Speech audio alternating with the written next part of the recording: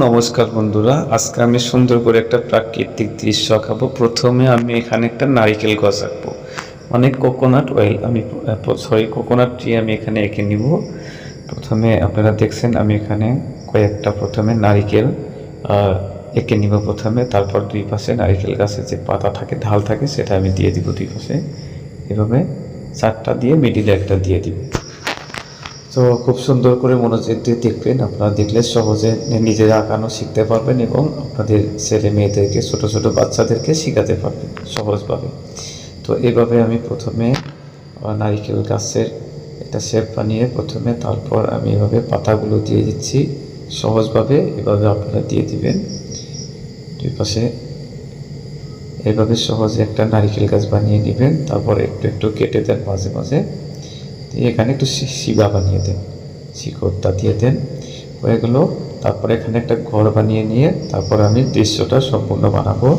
এখানে ছোট্ট করে আমি একটা ঘর বানিয়ে নিব প্রথমে, ঘরের সহিত একটা পাহাড় এবং নদী দিয়ে আমি সুন্দর করে একটা প্রাকৃতিক দৃশ্য বানাবো প্রথমে। তো এভাবে সুন্দর একটা ঘর দিয়ে দিলাম, এভাবে সুন্দর একটা ঘর।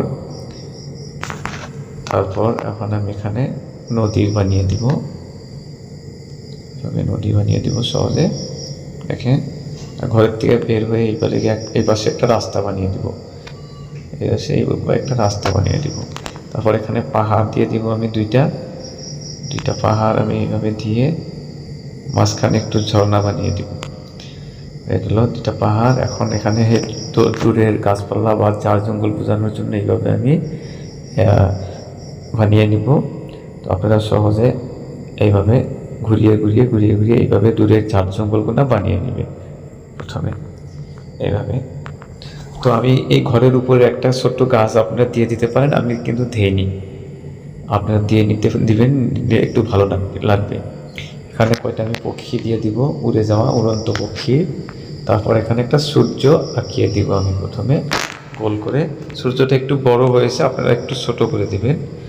তারপর এই দুই পাশ দিয়ে একটু ঘাস বানিয়ে দিব আমি, এইখানেও অল্প গাছ বানিয়ে দিব, এই কর্নারেও একটু গাছ বানিয়ে দিব, আর নারকেল গাছের ওই পাশেও একটু গাছ বানিয়ে দিব আমি এখন এখানে।